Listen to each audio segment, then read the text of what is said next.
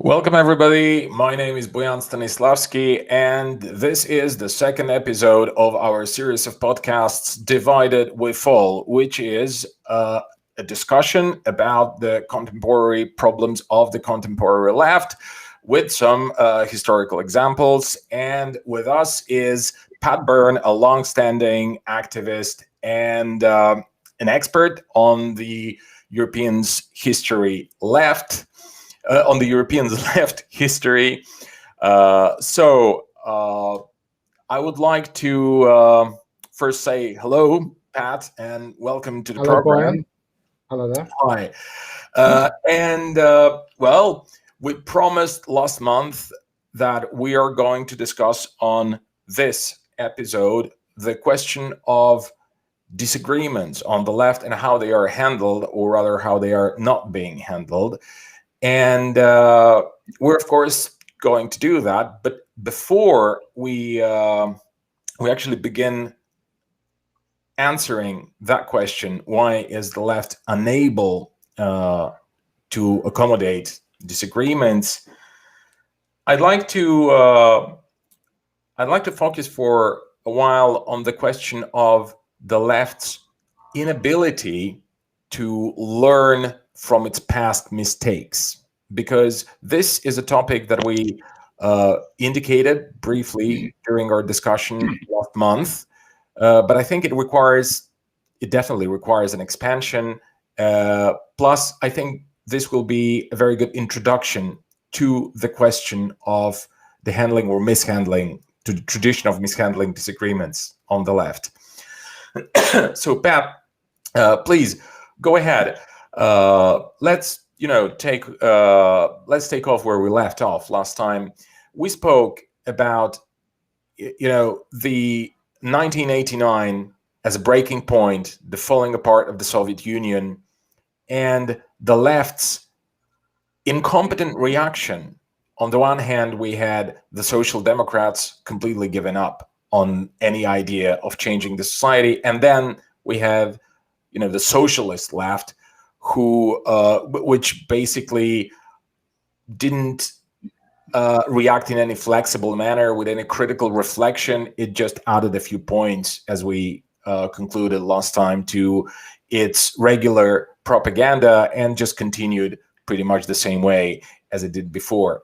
So please, let's start here. What's your take on this? Let's elaborate on that topic. Well, first of all, I'd like to say, when I reviewed last week's program, I think there could be some people who would have seen that perhaps in a negative light. Because after all, we're criticizing the history of the left, and we're not pulling any punches, are we? But I think the reality is, the famous old phrase that those who fail to learn from the mistakes of history are bound to repeat them is very true. And we're not going through this critical process with a pessimistic frame of mind. We're going through it from the point of view of trying to learn from what mistakes we've made so that we don't make them in the future. And I certainly start from the point of view that I think that a democratic socialist alternative to capitalism is possible and can be achieved. But to do that, we've got to learn from the mistakes we've made in the past. And looking at them is not a negative process, it's actually a very positive process, because otherwise we could end up very pessimistic because we see failures and mistakes and we don't learn from them, we don't study them. So then we just become, maybe this thing can never be achieved. So I think that by looking at them in detail and seeing what really went wrong and what we can learn from that actually is a very positive process. So I thought I'd start off by saying that.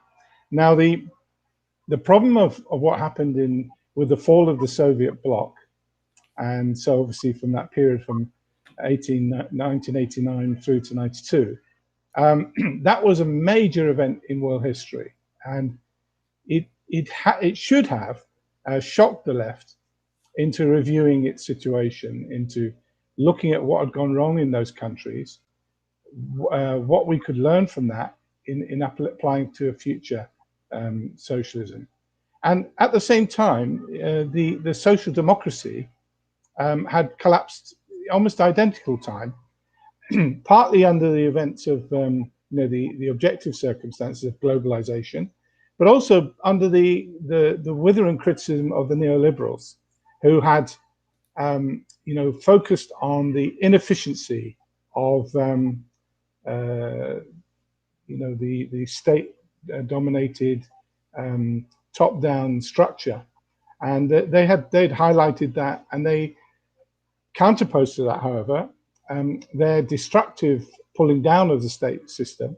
But we could draw from those valid criticisms, we can draw a totally different conclusion.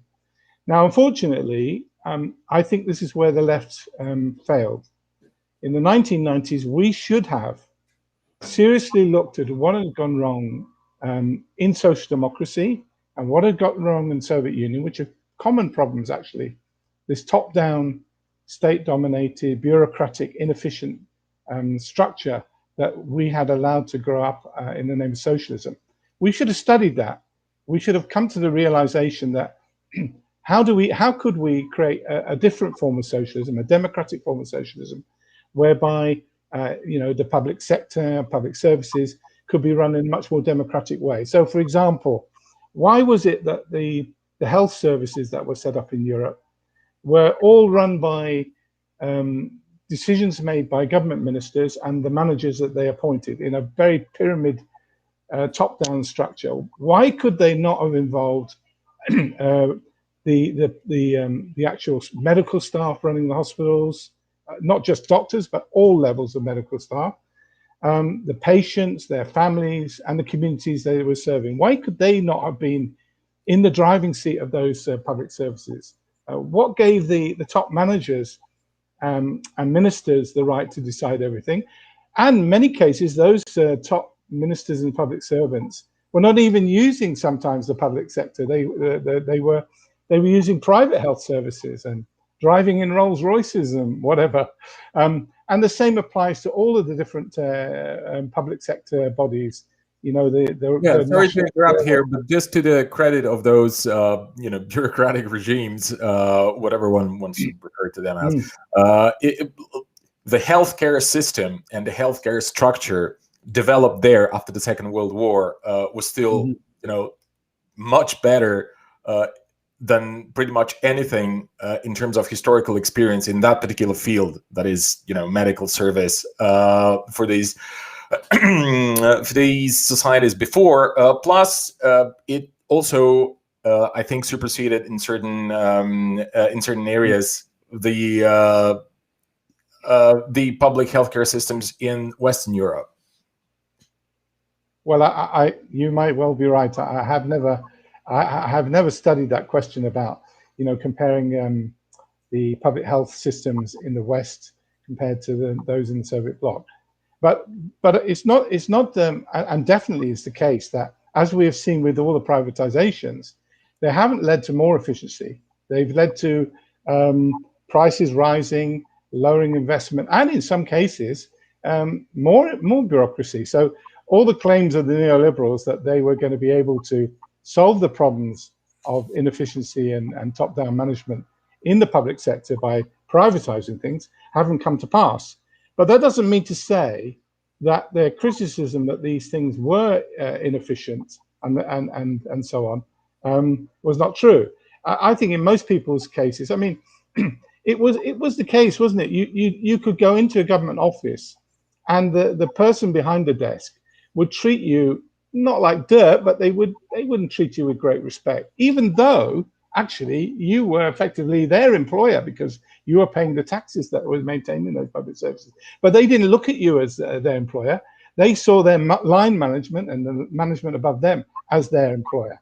And that just gives you a little example. I could give 1,001 examples of the inefficiencies that exist in the public sector that could have been overcome if we'd have had a more democratized system.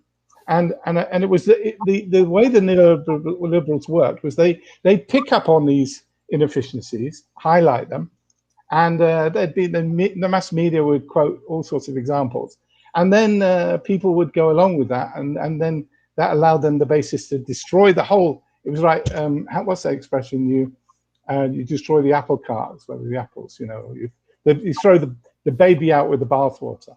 So that's what they did. what we should have been doing. The same if you looked at the Soviet Union. I remember having a discussion with a woman whose parents were quite high up in the Soviet Communist Party, and I said to her, "Why is it you were discontented with the Soviet bloc?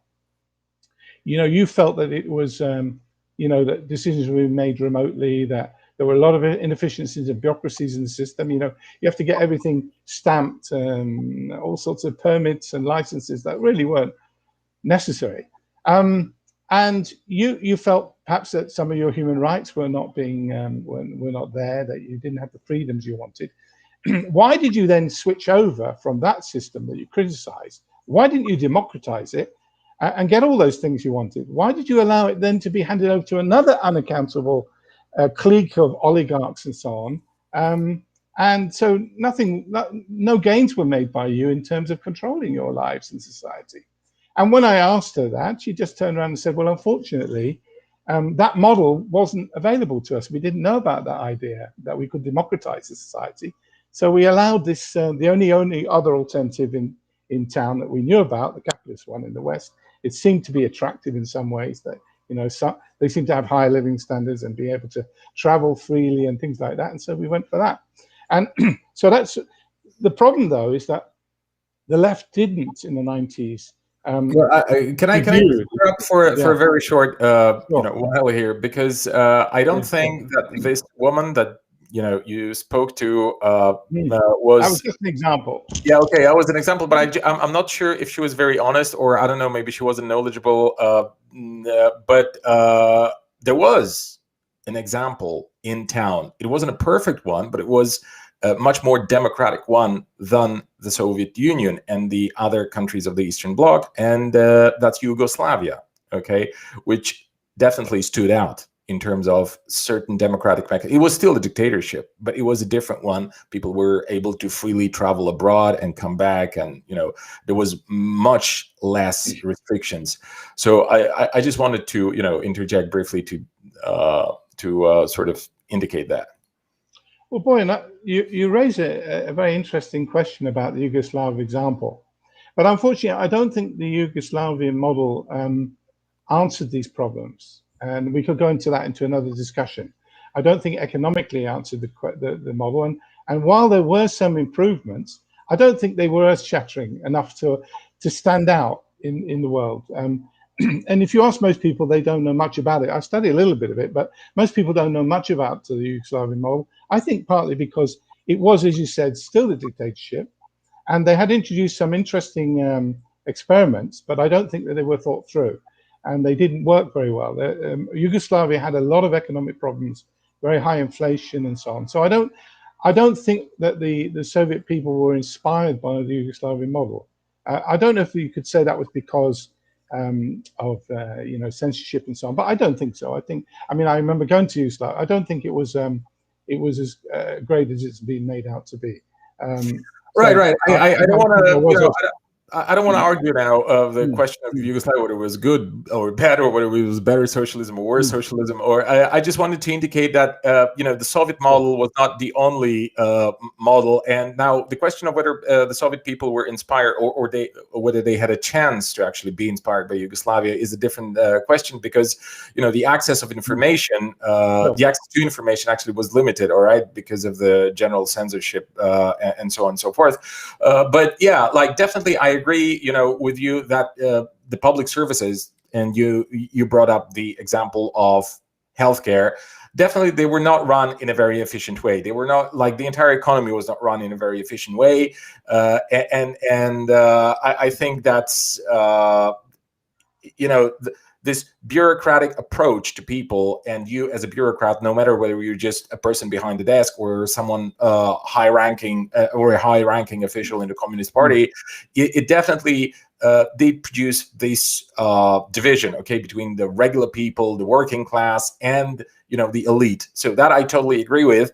I just want to ask, why do you think the people never analyzed it? Because, okay, let's say regular people, fine, they those that are not particularly interested in the political process and so on and so forth, I'm kind of able to understand that, they're letting themselves be driven. But then we're talking here about left leaders, left analysts, left politicians, left journalists, and so on and so forth. Now, from them, we kind of have the moral and the political right to expect more. And here's, the question: why did they decide to act as if nothing really happened, or almost nothing happened? Just, as I said at the beginning. I think the question I thought you were moving to, though, which was a very interesting one, is why did the people, both in the West and in the East, not why were they not aware of an alternative democratic model for the public services, public sector, public ownership, and so on, and the state? And I think that is a very interesting question. I would put that down to something being wrong in the socialist ideology from the 19th century. And I think we have to go back to Marx and Engels and their followers that followed on from them. Now, it can be argued, and I think fairly, that Marx and Engels were around at the early stages of capitalism, and so it was difficult for them to foresee what an alternative capitalism could look like in detail. It would have been very difficult for them. I mean, you can argue that when Marx was challenged by the anarchist Buchanan, he should have, he could have answered some of those points that the anarchists raised, which he chose not to do so publicly. But nevertheless, the big problem was that a lot of the proposals that were made and put forward in terms of taking privately owned big companies into public ownership, launching public services, the welfare state, and so on, that there was no talk of any significance about the role, how the workers and working people could run those institutions. And, I think it's true to say that these things don't happen spontaneously.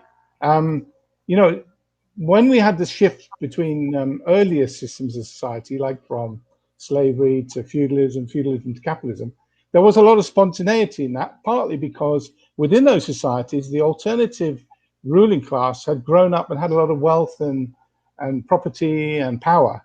But in our revolution, that's not the situation. Working people don't have their own mass ownership individually. They can't create an alternative ruling class within the system. It doesn't work like that. So we consciously have to think about how to change our system and to make it happen, and what kind of system we want it to be. And I think that we didn't do the job fully that we should have done in the 19th century in our ideology. And so thus, all the main wings of the socialist movement went into the 20th century with a half program. So they had a program for taking things into public ownership, but then for not how they're going to be run.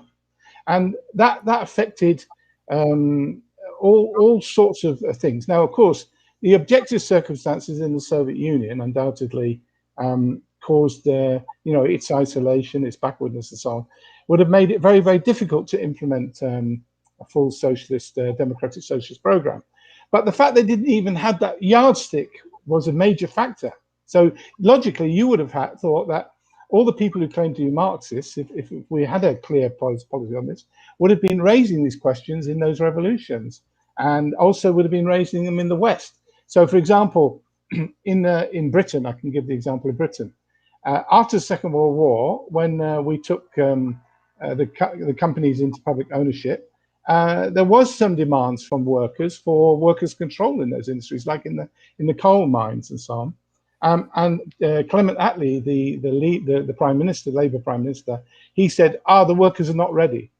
And that was his response from a kind of right-wing social democratic point of view.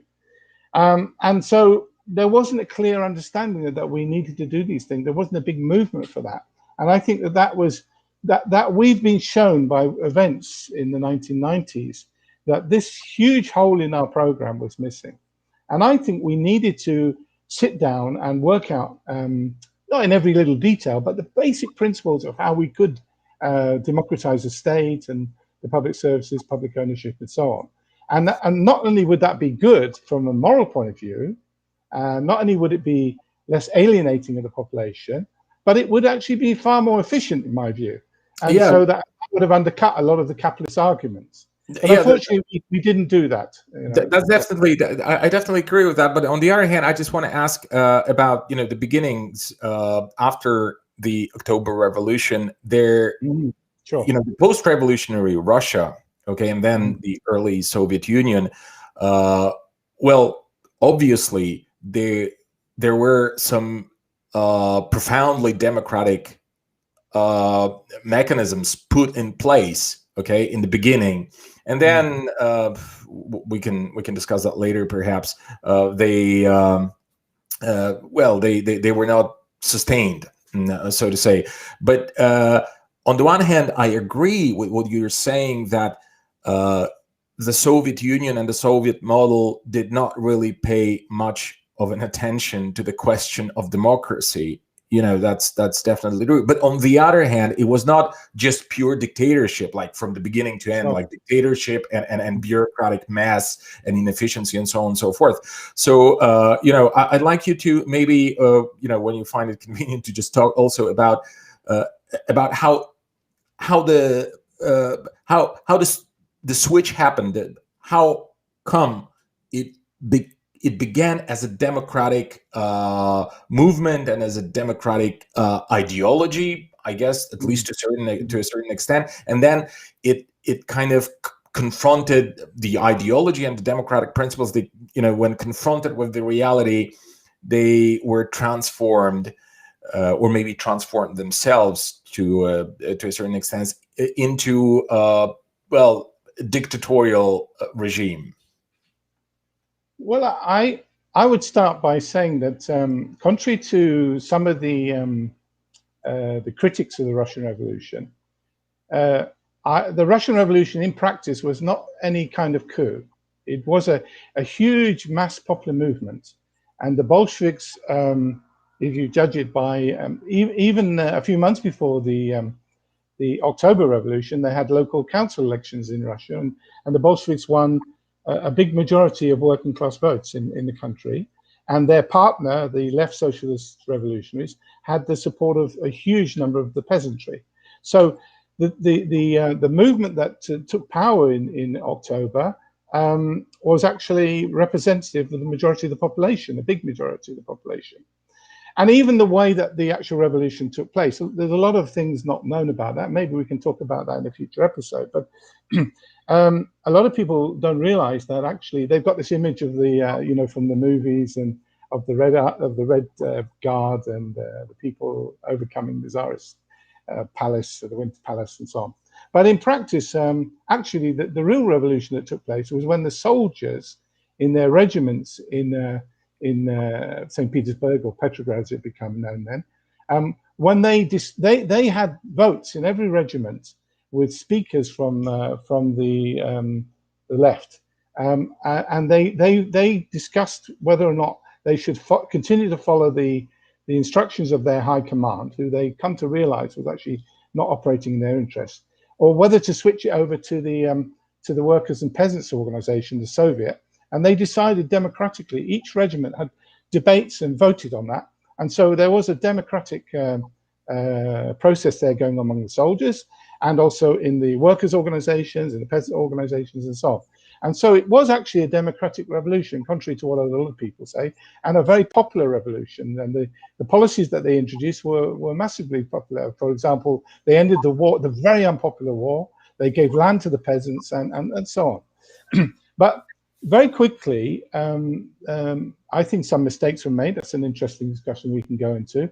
But the end result was that we went into a terrible civil war that lasted 2 or 3 years, in which huge amount of people were killed, great devastation, and all sorts of problems arose. And one of the casualties of that effectively was the democracy that they had built up during the revolutionary process. So that, for example, by 1919, early 1919, the Bolsheviks felt they were forced to ban, because of internal civil war conflicts, they felt they were forced to ban elections effectively elections within the Soviets, so that the only candidates who were actually allowed to stand in elections from 1919 onwards were the Communist Party representatives.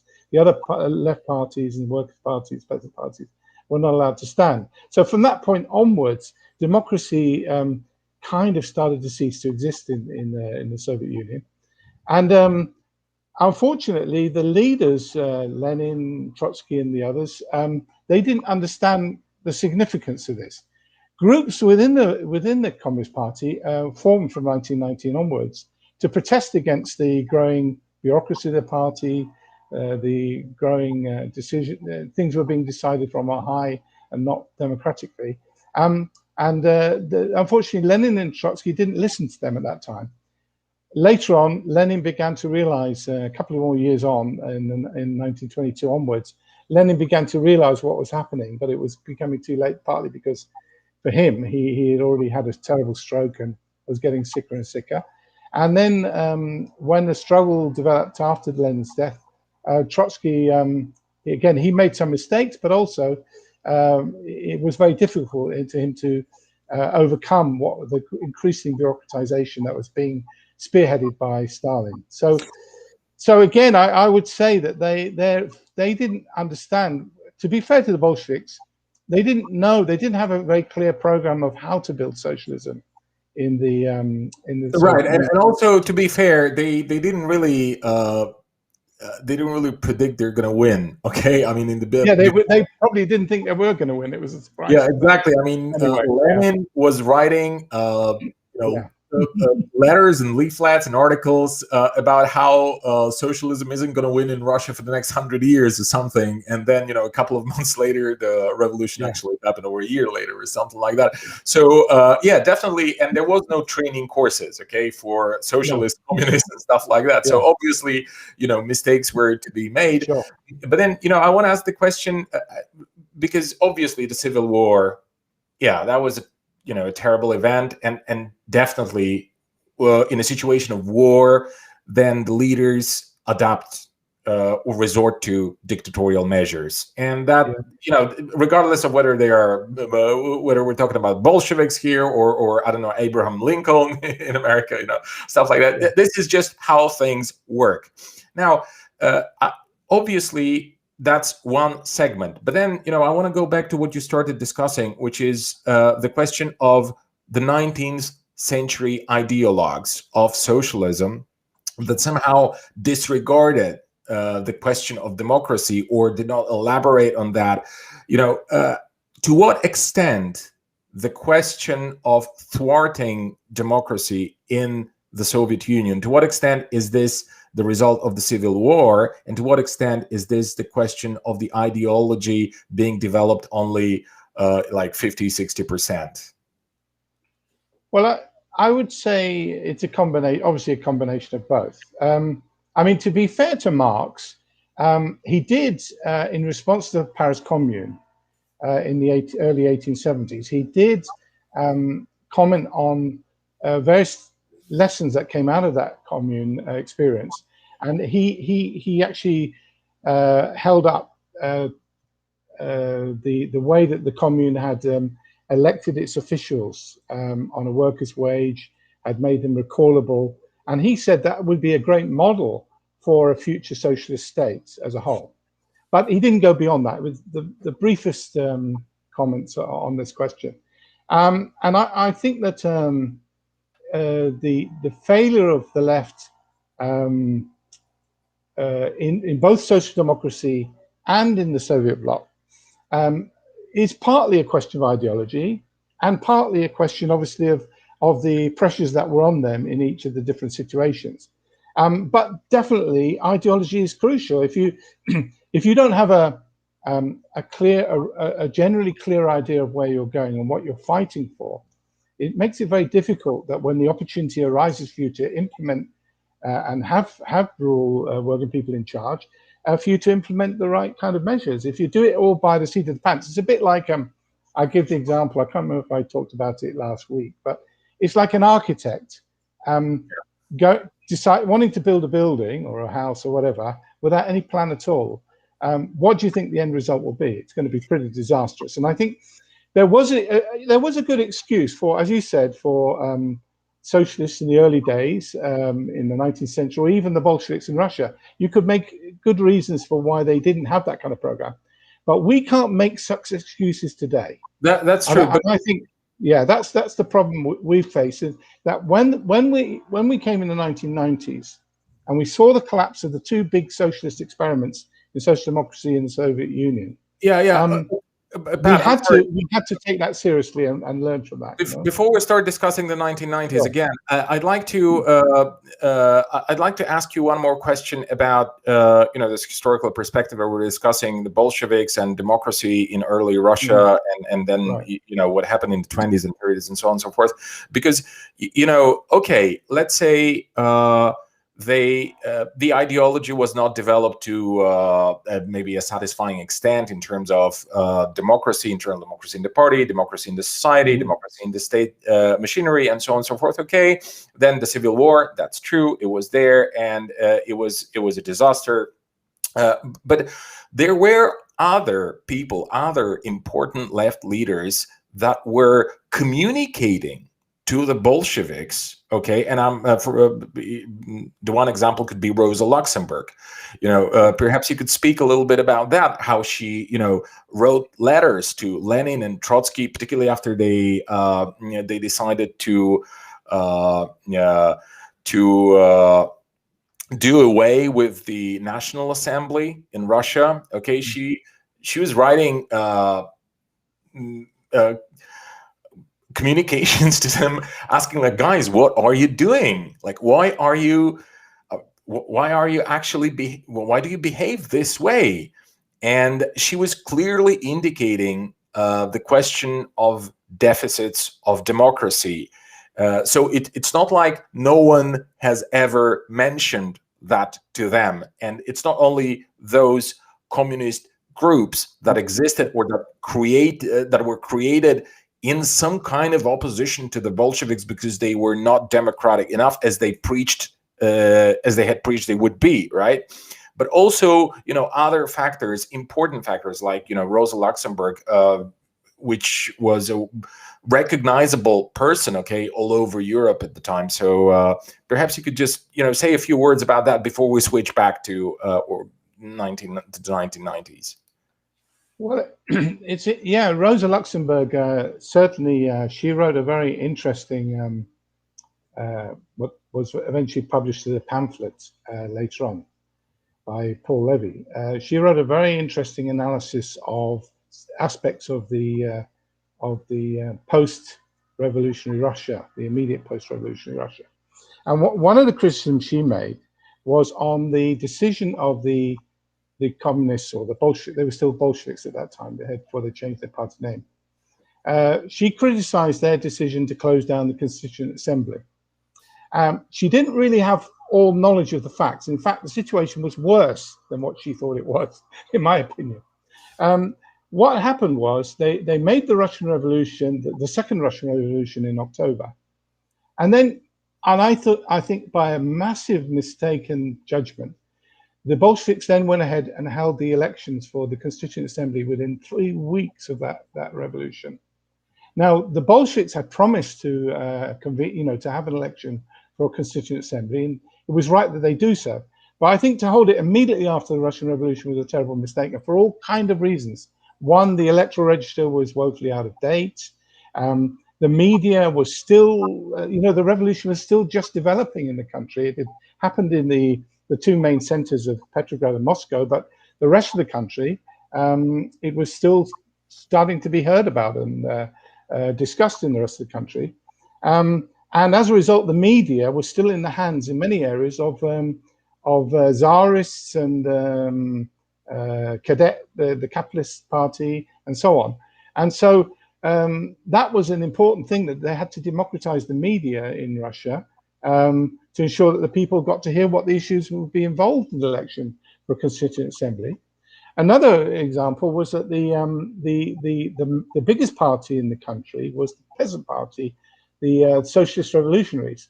And that party had just split briefly before the revolution between the left and the right. And the left socialist revolutionaries, or left SRs as they were called, they were in favor of giving the land to the peasants. The right wing of the party were against that, and they were giving all sorts of excuses. Now the peasants wanted the land, overwhelmingly. Not only that, the left SRs were in favor of ending the war, and the peasants desperately wanted the war to come to an end with all the sacrifices it was meaning, and most of the army were peasant soldiers who were being killed. And again, the right wing of the Socialist Revolutionary Party were in favor of carrying on the war. So on these two, the main biggest issues, the left Socialist Revolutionaries who joined in with the Bolsheviks in the first Commissar government were in tune with the mass of the peasants. But the funny thing was that it was such a fresh split that when they had the elections for the Constituent Assembly, the peasants went out in their droves and voted for their party, the Socialist Revolutionary, without realizing that we're actually electing the right wing of that party, the candidates who stood directly against what they wanted. So you had this farce of a situation where you got the Constituent Assembly met, and the majority were against the revolution, when in fact the majority in the country were in favor of the revolution. So in my opinion, they should have done was they should have delayed the Constituent Assembly till the following summer or something like that, and which time they would have had to be able to prepare the population so that they actually, when they went to vote, they knew who they were voting for and what policies they were voting for. So that was a terrible mistake. Now, the consequences of that, and I don't have time to go into it, was that by losing a majority in the Constituent Assembly, and then the Bolsheviks were forced to close it down, it was the worst image you could have, that you campaigned for 25 years as a party for having an elected Constituent Assembly to draw up the new constitution and so on. And then when it's held, you lose the majority and then you close it down because you lost the majority. It looks terrible, doesn't it?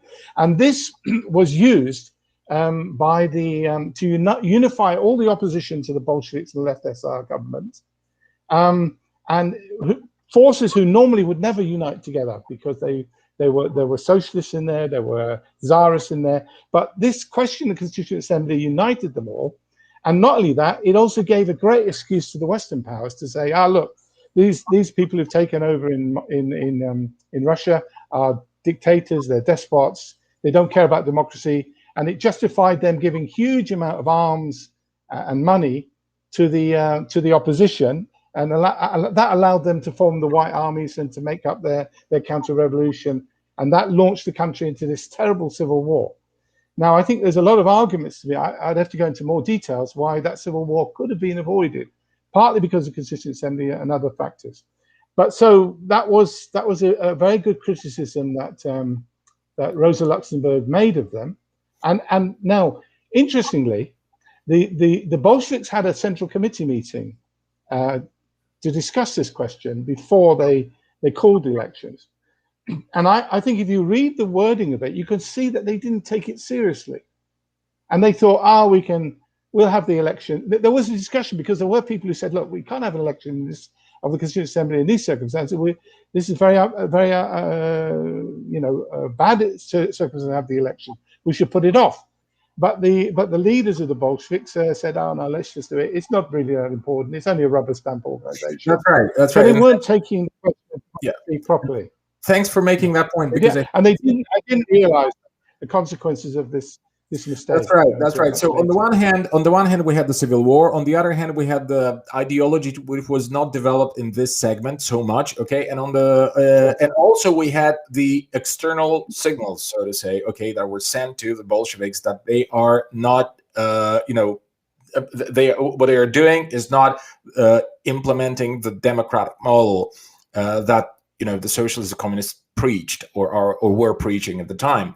So and also the fact, the last point that you just made, that there was this attitude of dismissal. Okay, like, well, maybe we're going to have the elections later, or we're going to have them some other way, or it doesn't really matter. Okay, so it's a combination of many. And I'm just saying that to sum it up. And now I'd like to ask you to switch to the 1990s and fast forward.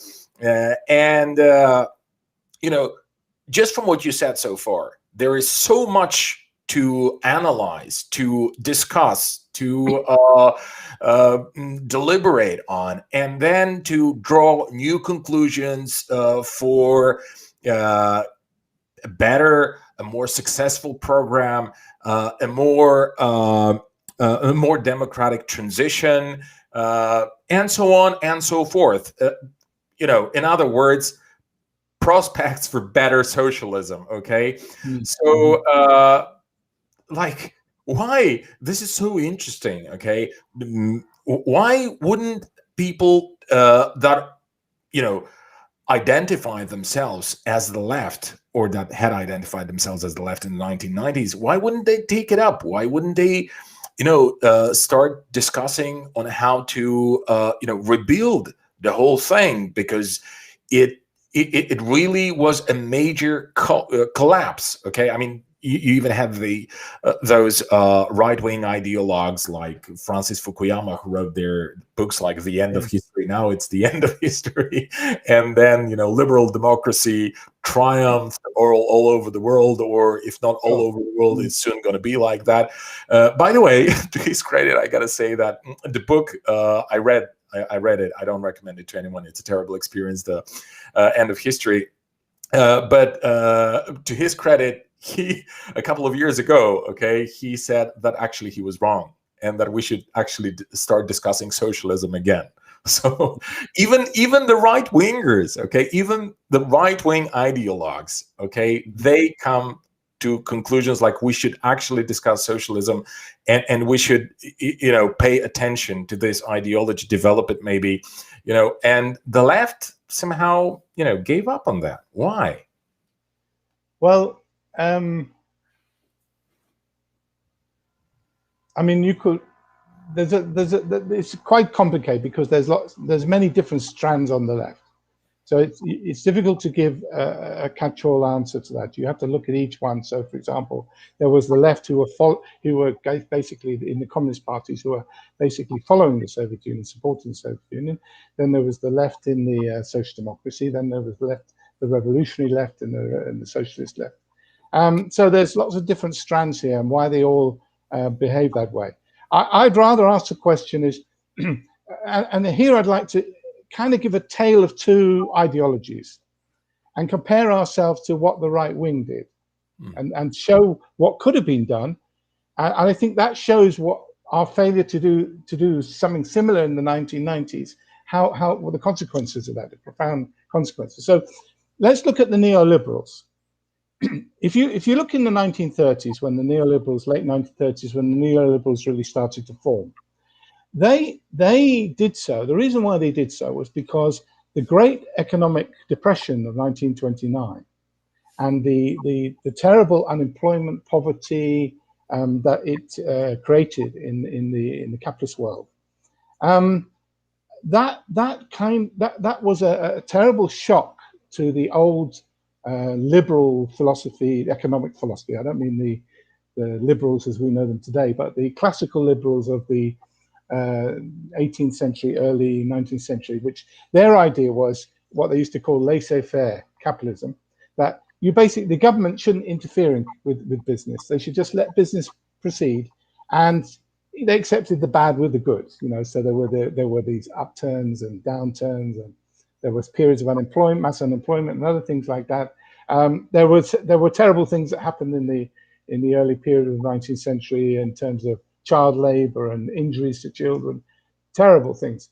And it took a long struggle to get the government to intervene and start to bring in factory acts to try and inspect the factories and stop these accidents and exploitation happening at such an incredible level. I mean, but bit by bit, the labor movement got stronger in the 19th century. We started to fight for better housing, better working conditions.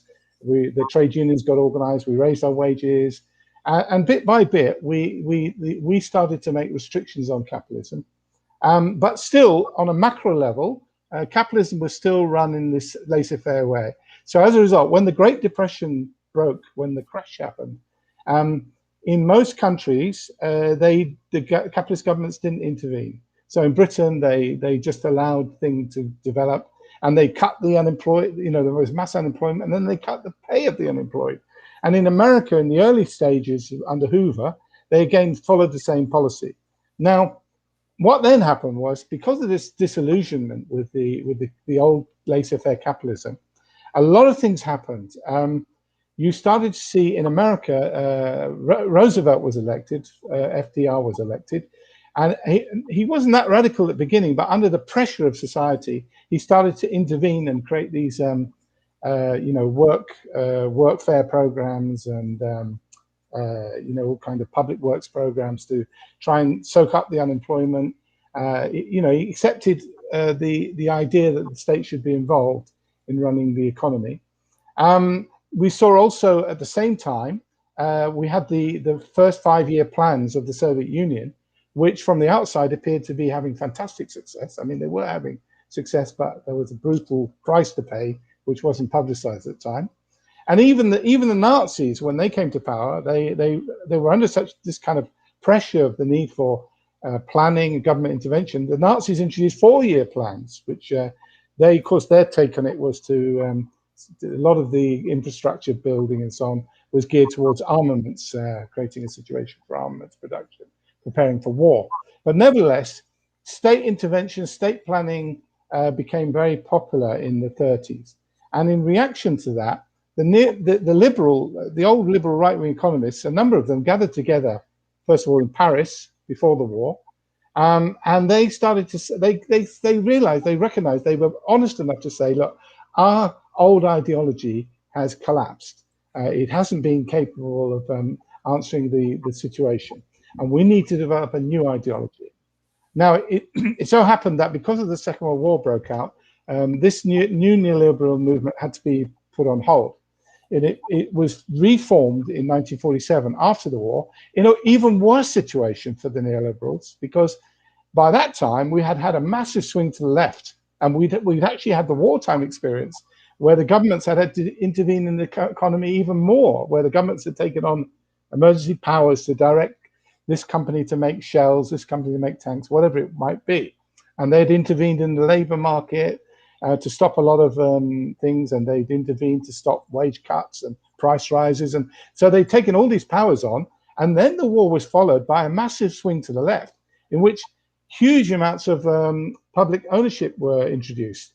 You had the welfare states being introduced in Europe.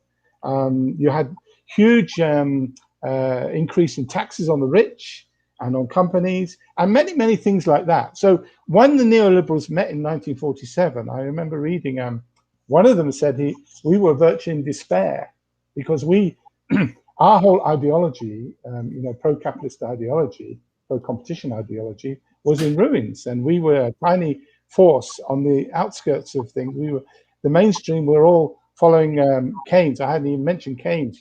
Keynes had published his book in 1936 on this general theory about the state should intervene and in bad times, downturns, to maintain employment and maintain consumption and so on. So these were the dominant ideas in capitalism, which the neoliberals were having to challenge and fight against. So a small number of them, I think it was 35 of them, met in Switzerland and in 1947, and they set themselves this Herculean task of reversing all these interventions by the state, turning back the history as they saw it. And how did they decide to do it? They first, as I said, they recognized that their ideology was broken and they had to develop a new ideology. And they realized that what we needed to do was we needed to write a lot of books, organize conferences, discussions, and develop our ideas. And what was interesting was that, unlike the left, they didn't just go for devising a few general slogans. They recognized that they needed to develop a lot of detailed work. How could they apply, their ideas to society in a practical way? And that's why today, it took them a long time. I mean, they had some advantages because they were already starting to get backed by the rich, some elements of the rich. They had the support of the CIA and some other governments and so on.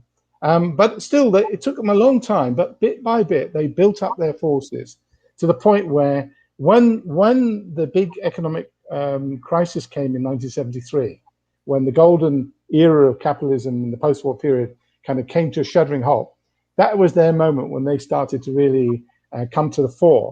And now look at the neoliberals. through the strength of their ideology, and remember, I told you they did all this practical work, and that enabled them, when their people came into power, to have an array of proposals to make. They immediately would lift the exchange controls so money could move freely. They would do all sorts of deregulation, privatization, making the central banks government. So they had a whole program.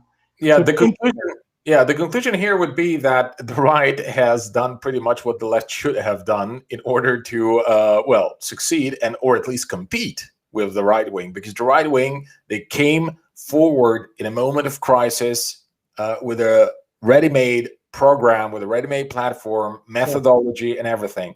And well, I understand you're hinting at that. We failed to go through the same process, and now that's that I guess speaks to the main theme, okay, here, which is why the left keeps losing. Well, we keep losing because we just somehow refuse to look back and to just figure out for ourselves what to do, how to do it, and how to speak to people, and what to offer to people,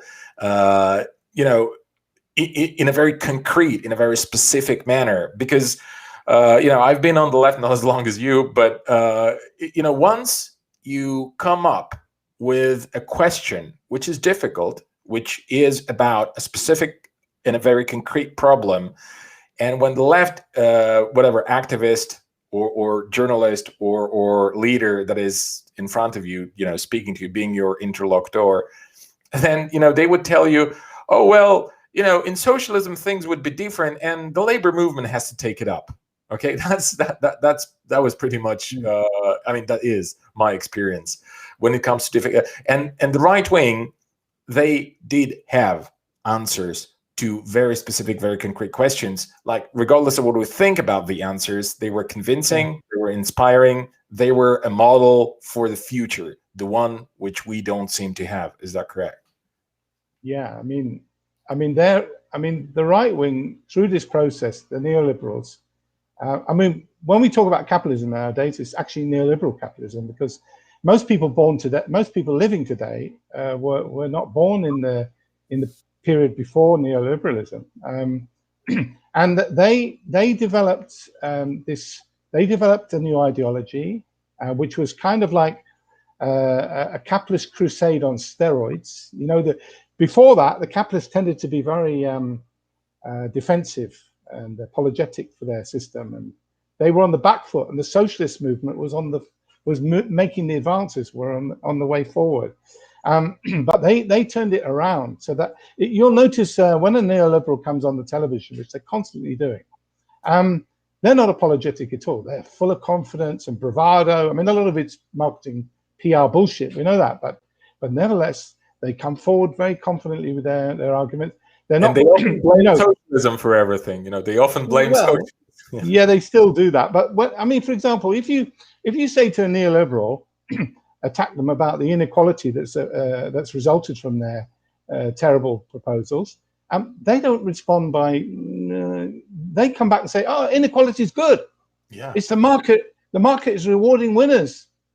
Yeah. They come forward. They've worked out a whole ideology to justify, even monopolization. They say the same thing, that the winners of the companies that dominate a market. Now that a market is only dominated by a couple of companies, in the past they would have said, "Oh yeah, no, that's not really very good." But now they kind of say, "Well, the market has rewarded these companies because they've got the best products and services." Yes, you're totally right. And I want to say that this is, again, something that the left is not doing, because the left, every time you see a left leader or a left, philosopher or journalist or something going on the TV, then before they say whatever, before they, start making the case, okay, they will first have to apologize for Stalin, for the Soviet Union, for the, bureaucratic abuses in the Eastern Bloc, for human rights abuses, during the times of Beria, and so on and so forth, okay? And they will apologize and apologize, and then in the final aftermath, in the final 30 seconds, they're going to say the social democratic ABC, and everybody's going to look at them as if they had just fallen from Mars or something, because it's so unusual, okay? So yeah, that's like that's on the one hand, I think it's the inability to learn from the past, and on the second, and the other thing is also the lack of courage. Okay, the kind of internalization of failure, I would call it, which is, you know, many people on the left, they come to think that, oh yeah, we failed, but we're still here. We're not sure what for exactly, but we're still here because had it not been for us, then, you know, the world would collapse, which actually is not far from the truth. That's probably true. But yeah, I mean, I'm not dismissing at all the Social Democrats in the West delivered many improvements for working people, and the Soviet bloc raised people after the terrible carnage of the Second World War. They raised people living standards and conditions tremendously. So we shouldn't be totally apologetic about that thing. But I think because we haven't studied it and come to a conclusion about a new version of democratic version of socialism, we don't have an ideology. That's the truth of it. If we're honest about it, the left has no ideology, and it has no program. Yes, which is a pretty devastating situation to be in, and the consequences of that are exactly as you said, about people lacking confidence, being apologetic, having to make excuses, and also we talked about last week about our last program about the divisions on the left. Again, you know, an ideology glues a general movement together, so that you might have differences over this, differences over that, and they can be very healthy or they could be negative depending on how. But if you've got a common ideology, that glues the movement together. But we don't have that, so the movement just ends up infighting over the latest thing that comes up. Yes, and kind of, I give the example that they're a bit like a boat on the ocean without a sail and without a rudder. So they've got no forward momentum. They've got no direction. They don't know what direction to take. Yes, and they don't know. They don't really know what to offer even, because they can be attacked for anything they offer. They can be attacked from the left, from the right, from whatever. So but you see, I think where do we go from here? That's the question. Where do we go from here? Exactly. Where do we go from here? Because I think this brings us to the other central question for today's program, which is why the left is unable to handle disagreements. Because we said we concluded, all right, that the left did not learn from the past, did not discuss what happened in the past, did not discuss the failures of the Soviet bloc, did not discuss the nature of the regimes there, or at least it discussed it to a very narrow extent. Okay, and I think that partially it's also related to the problem of the left's political culture. Okay, or maybe lack of it.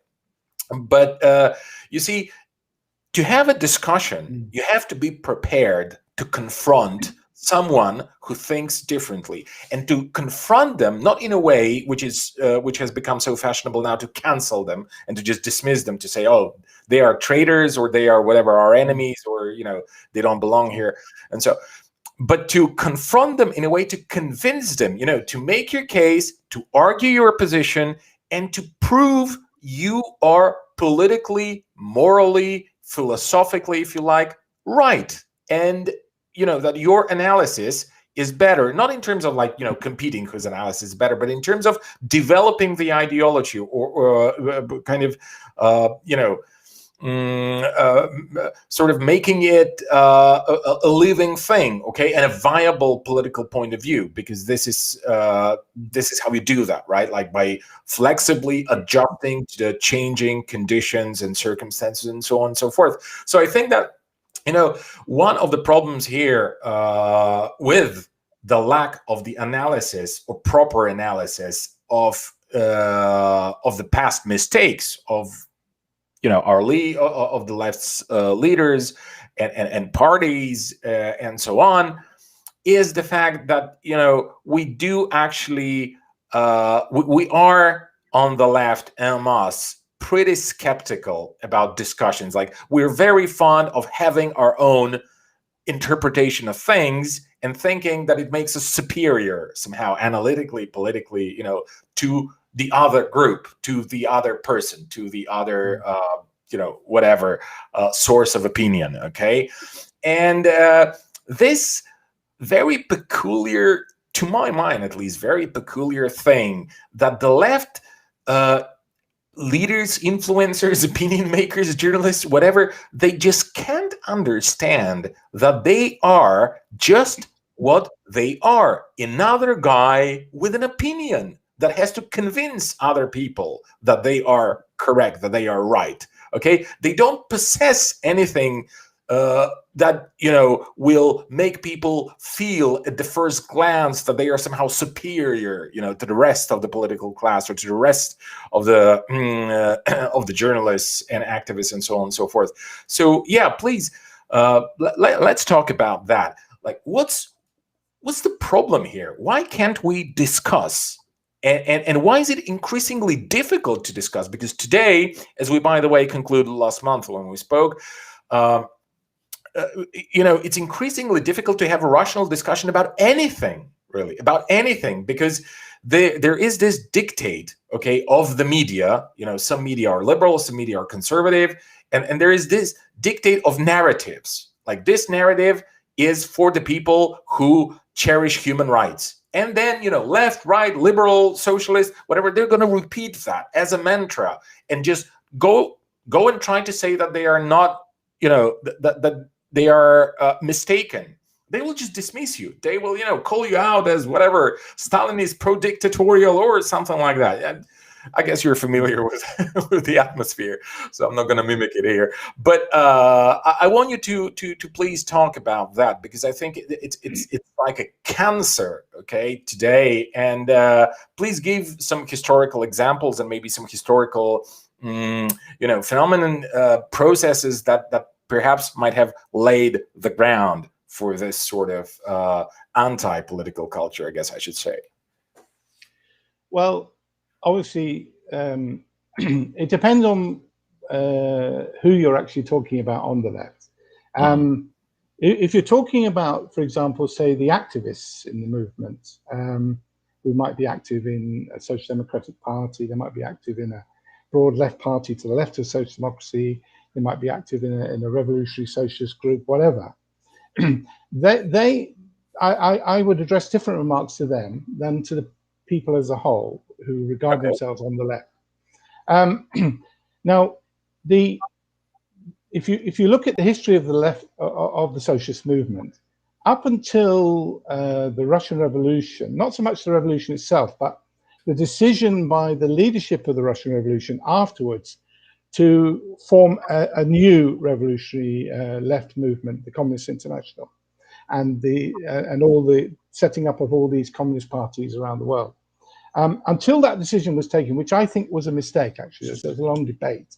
I think that, but that's another discussion. Yeah, that's a different. But that split the movement between the social democratic workers and the communist workers, and until that point, the socialist movement had been pretty united, because they had an ideological framework. Even if the ideological framework, as we now know, was missing some important things, but nevertheless, they all had this idea. They saw the march of history moving forward in their direction, that capitalism was increasingly failing, having depressions, creating wars and so on. And they saw that the alternative of planning that would overcome the chaos of capitalism, and public ownership, public services that would end the exploitation of people, they saw that as the way forward, and they were confident that this would work. Now, the split in the movement that happened from 1919 onwards between the communist side and the social democratic side, then obviously that divided the ideology quite greatly.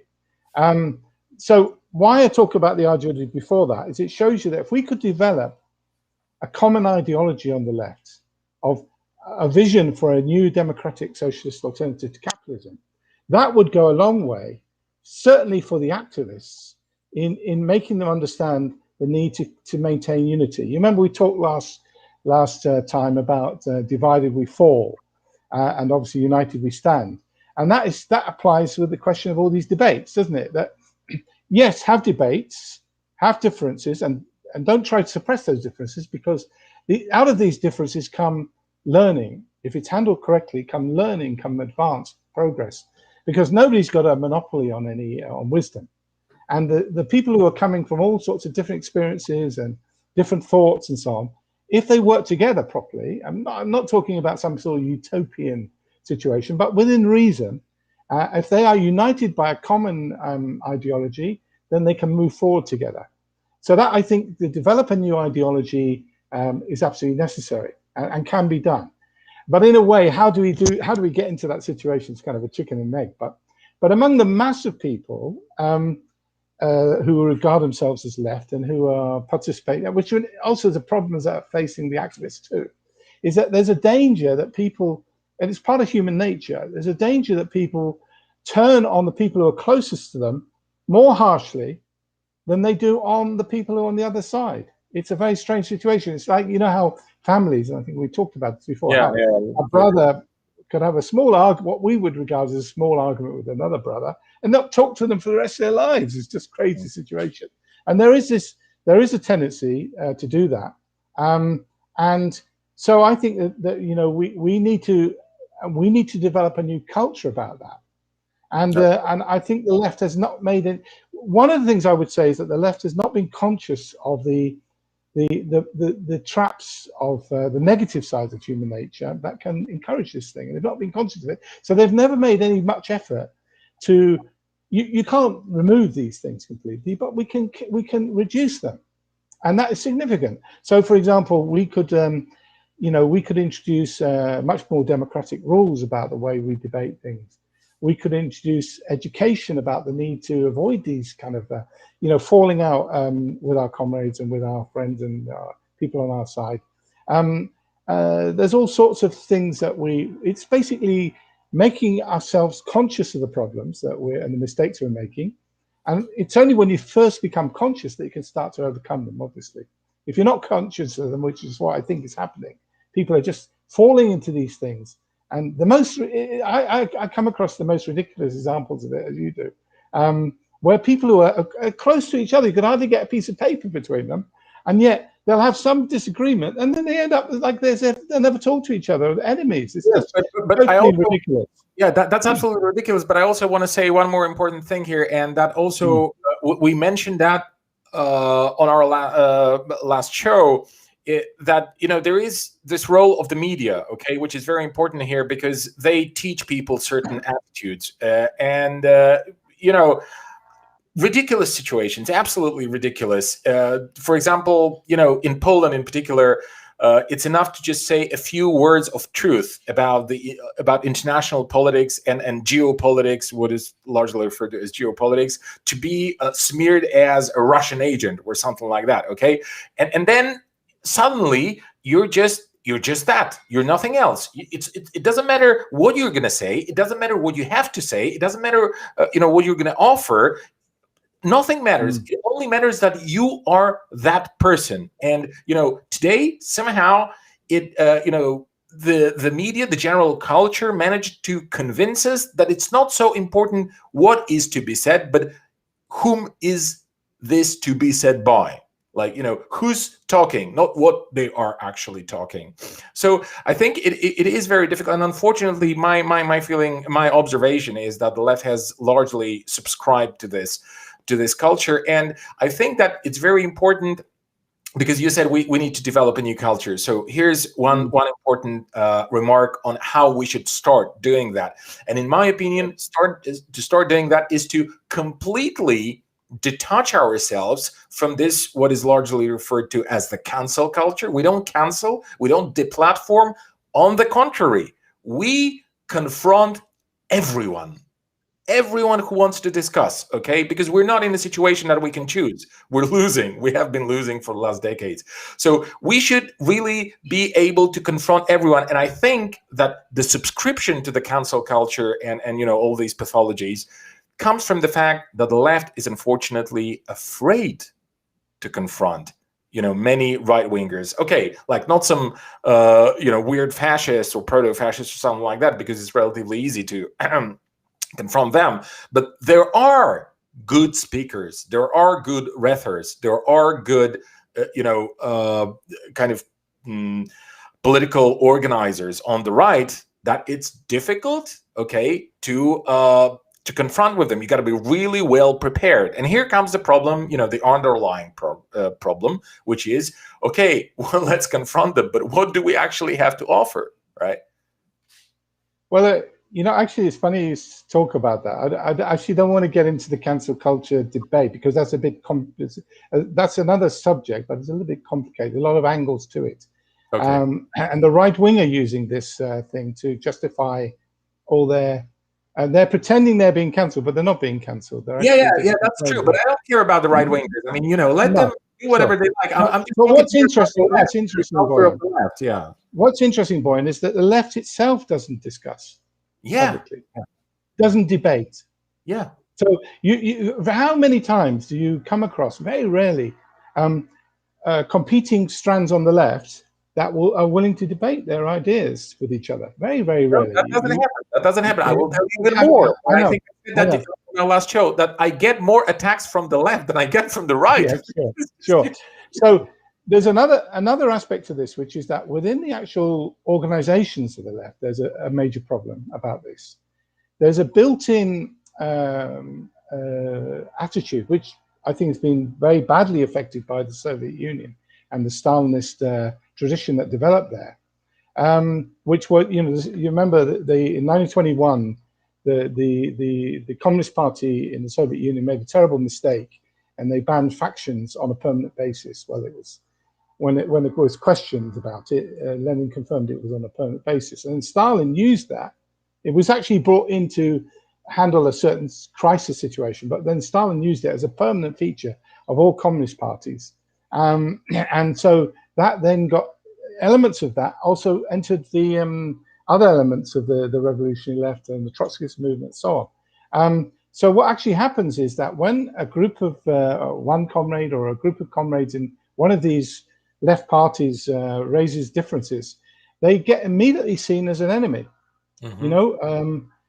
They're treated and they treated as an enemy, and the attitude of the leadership see it as a threat to their rule, the organization. And you'll notice most of these organizations, these leaders stay permanently in the leadership of these organizations. Very rarely they ever get voted out. And they see it as a threat to their rule, and they take very sophisticated methods to kick these people out or to force them out to leave. They use, that's in the whole discussion, of course, they use the whole question of democratic centralism. Usually it's used as a means of justifying people being expelled because of differences. Now, so that's another whole area that I think we need to overcome.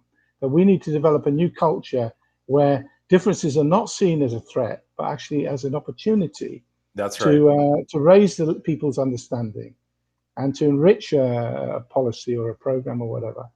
Now, one practical thing, I don't just want to talk too generally, but one practical thing that we did I'm involved in a network of socialists called Socialist Network, and we introduced a code of conduct, which we thought carefully about, and we had some skeptics who thought it wouldn't make any difference, but it has made a difference. It did, we brought all sorts of things that people shouldn't do in discussions. So precisely the points you make about, turning little issues into a mountain and jumping immediately to conclusions, smearing people, all these kind of things. And we brought it out. Maybe I should publish it here. It's a very simple thing, and it gives the arguments why you shouldn't do these things, because they actually get in the way of discussion, and they turn what are potentially people who might disagree about something into outright enemies.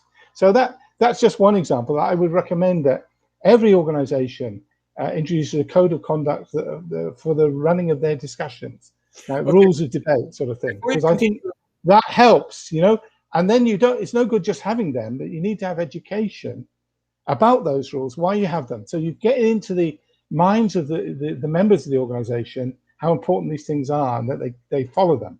It's not always possible, but it reduces the problem, Okay. I just want to, before we continue, I want to ask, because you made this reference to Stalinism and Stalinist culture, banning of factions, suppressing discussion, and so forth. So, I'm thinking perhaps the conclusion here is that while, the October Revolution has definitely had an enormous effect, on the left, but you know, the Stalinist period, okay, what happened, the kind of degeneration of the Soviet Union, okay, in the 30s and so on, it also had a terrible effect. I mean, it also had an effect, a huge effect on the left. And it seems like the Stalinist, sensu stricto Stalinist traditions of party management, leadership, and so on and so forth, they seem to be somehow still vivid. I mean, many people, particularly social democrats who are very anti-communist, you know, here in Eastern Europe and in the West, to maybe a little lesser extent, but as well, you know, they, regardless of what their attitude to Stalinism is, they actually like to implement Stalinist methods. And I've seen that time after time in all kinds of organizations, parties, small ones, parliamentary represented ones, and so on and so forth. That first, you know, there is this, I don't know how to call it, a specter, okay, the ghost that is haunting the kind of the central decision is the most important thing, and everybody has to follow. Okay, this is and disagreements aren't welcome. Okay, aren't welcome. Like, of course, no one will no one will directly admit that they don't want to have disagreements, but they will, you know, it's not a good thing. The good thing is when the party functions, when everything is functional, when everything goes smooth. And what is it, when they say things go smoothly, they mean that, you know, the decisions at the top are being quickly and flexibly implemented, okay, by the membership, and then, you know, introduced to the base, and so on and so forth, which is this top-down structure. You mentioned that a couple of times during our previous discussion, and now I think this is also a cancer, okay, because it leads to this completely nonsensical situation where you have the leadership at the top taking some decision and then basically transmitting it to the membership, okay, or through the various the various steps of the ladder of leadership, then to the membership, and then the membership is somehow supposed to convince the entire working class that a couple of people at the top that they have taken the right decision and this is the way to go for the entire working class. So you know, this is something that I see even today, and I don't know so much about the Western social democratic parties, but definitely here in Eastern Europe, maybe it's because, you know, of the history, but this is how people think. This is how people think on the left. That, you know, efficiency is somehow everything, which is very capitalist understanding of reality, by the way. You know, because in order to be efficient, it does not mean that you're constantly, you know, smoothly running the transmitting belt from the top to the membership and then to the working class. This is not efficiency. This is just automation. This is this is not like so. Efficiency is when things can develop, okay, and you can have the most efficient organizations and the most efficient parties that have not a single, you know, that cannot give you any new idea, any new method, any new interpretation, any new, you know, adjustment, okay, of the ideology to the reality. So yeah, I'd like you to talk about that. This how everything we said so far speaks to this question of top-down structure and the top-down mentality also in culture on the left. Well, I think, you know, we talk about Stalinism, but, you know, I think that this is a much broader problem than Stalinism. Stalinist methods, as we can use that phrase, were a particularly toxic and malignant form of this kind of top-down rule. But they were not unique to Stalinism. In fact, I would argue that all large organizations have tendencies in this direction. After all, you know, there is a tendency towards centralization, and the more you get a bureaucracy at the top of an organization, and by bureaucracy I mean in its broadest sense that, you know, just in terms of full-time officials and so on, there's a natural tendency for them to defend their position and take actions to make their life easier and so on, and that could apply to any kind of organization, and the bigger the organization, probably the bigger the pressures for that.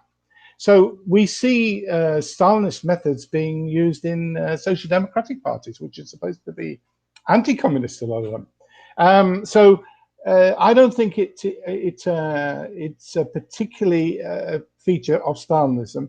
That was just a particularly bad example of it, and they kind of, they finally honed their methods to a fine degree.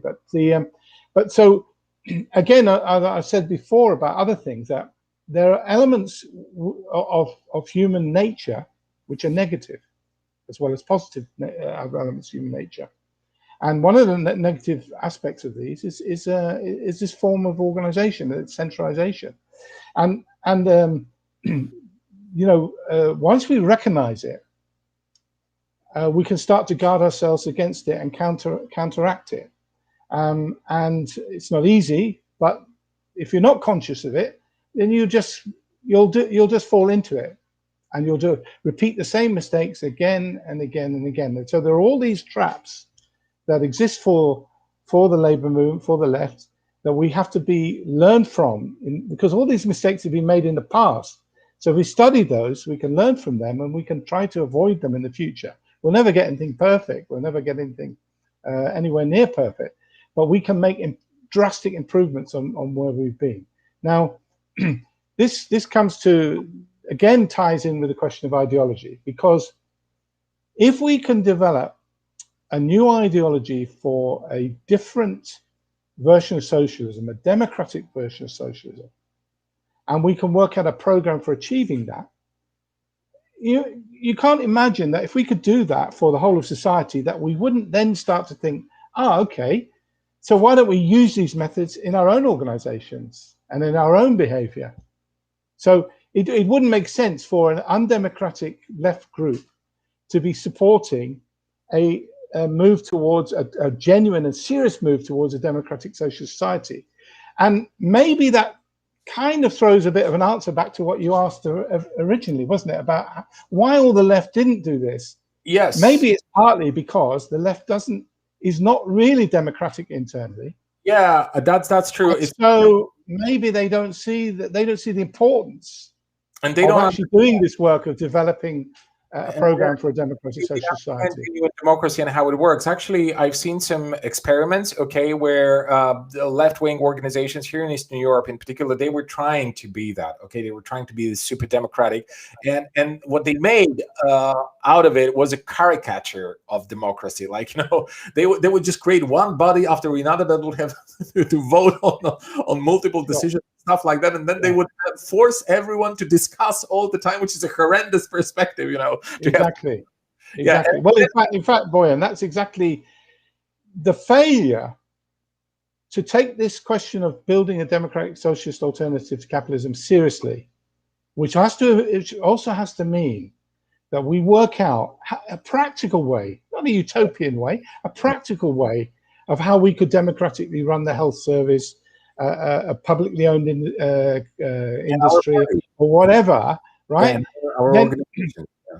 Then we would learn valuable lessons for then how to run our own organization. But if we carry on as we are now, where we have no program for this, we've not done any work on it, the result is, of course, we have no practical lessons to apply to our own movement. Yeah, I would say it's worse. What we're trying to do sometimes is like exactly in this utopian manner. What we're doing is we're organizing in a way that is obviously super inefficient, where you have this obsession with democracy that everything has to be voted 10 times on, otherwise it cannot be implemented in any way. And then also there is this other kind of, again, culture of trying to transform our organizations and our parties into some kind of safe spaces, as if they exist in a vacuum, like no problems of the society are allowed to happen or be observed in our party. So anytime